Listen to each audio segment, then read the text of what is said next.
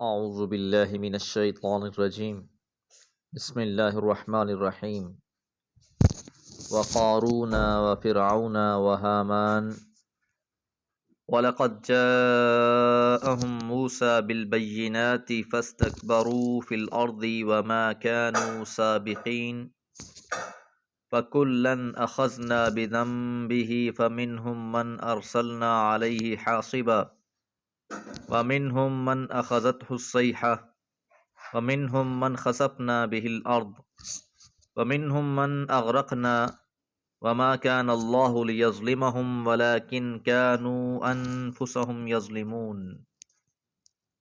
سورہ عنکبوت آیات 39 اور 40۔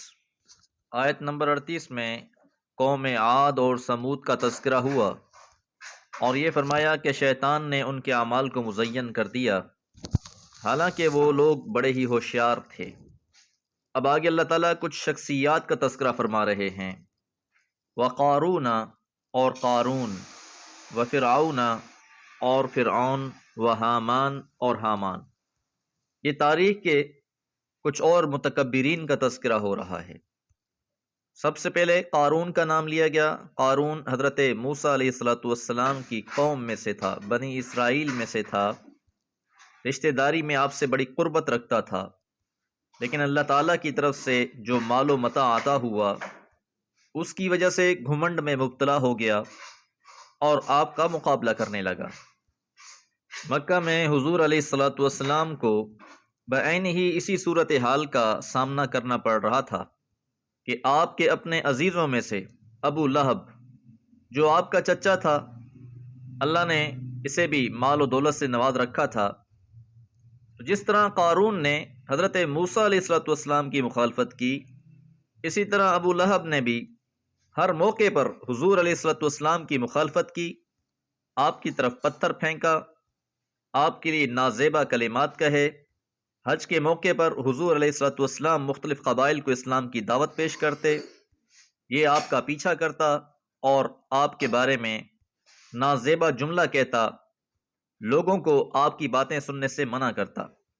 آپ کے خاندان کا یہ واحد شخص تھا جو شیب ابی طالب میں آپ کے ساتھ نہ تھا۔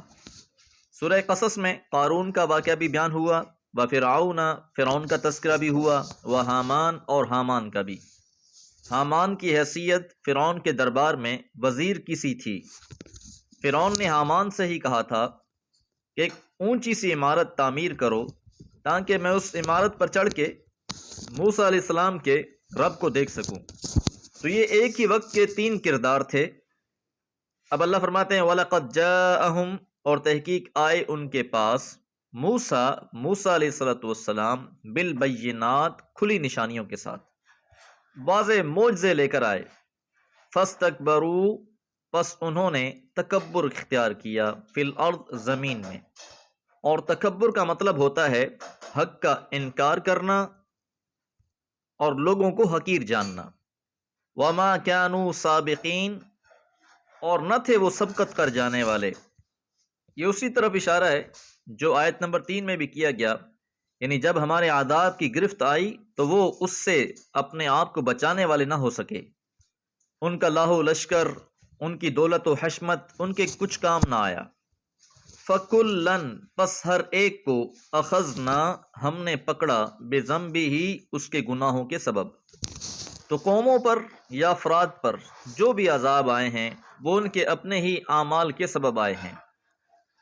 فَمِنْهُمْ، پس ان میں سے جو مبتلا عذاب ہوئے، مَنْ أَرْسَلْنَا عَلَيْهِ، وہ جن پر ہم نے بھیجا، حاصبا، طوفان۔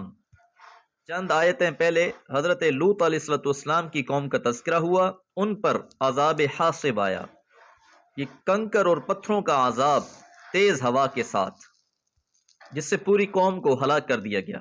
وَمِنْهُمْ، اور ان لوگوں میں سے، مَنْ أَخَذَتْهُ الصَّيْحَةُ، جنہیں آ پکڑا ایک چنگاڑ نے، زوردار کڑک، ایک زوردار آواز کہ جس سے ان کے دل بھی پھٹ گئے اور ساری کی ساری قوم ہلاک کر دی گئی۔ یہ عاد اور سمود کی قوموں کی طرف اشارہ ہے۔ وَمِنْهُمْ، اور ان میں سے، مَنْ خَسَفْنَا بِهِ الْأَرْض، بعض کو ہم نے زمین میں دھسا دیا، جس طرح کہ قارون کو بھی اللہ تعالیٰ نے اس کے مال و متاع سمیت زمین میں دھسایا۔ وَمِنْهُمْ مَنْ أَغْرَقْنَا، اور ان میں سے بعض کو ہم نے غرق کر دیا، جس طرح فرعون، حامان اور ان کا لشکر۔ تو یہ ساری کی ساری ایسی اقوام تھی جو اللہ کے عذاب میں مبتلا ہوئیں۔ وَمَا كَانَ اللَّهُ، اور نہیں ہے اللہ تعالی لِيَظْلِمَهُمْ کہ ظلم کرتا ان پر۔ ان میں سے جو قوم بھی عذاب کی مستحق ٹھہری اسی پر عذاب آیا، اللہ نے کسی قوم پر کوئی ظلم نہیں کیا۔ وَلَكِنْ كَانُوا، اور لیکن تھے وہ، انفسہم اپنی ہی جانوں پر، یظلمون ظلم ڈھاتے، کہ وہ خود ہی اپنی جان پر ظلم کرنے والے تھے۔ انہوں نے انبیاء کی کوئی بات نہ سنی، ان کی اطاعت نہ کی، بلکہ اپنے غرور اور تکبر کی وجہ سے ان کے منکر ہوئے اور نتیجتاً مبتلا عذاب ہوئے۔ تو ان لوگوں کے واقعات بیان کرنے کا مقصد یہ ہے کہ ان واقعات سے نصیحت حاصل کی جائے اور اپنی اصلاح کی جائے۔ دعا ہے اللہ تعالی ہم سب کو قرآن سے نصیحت حاصل کرنے والا بنا دے۔ وما علیہ الا البلاغ۔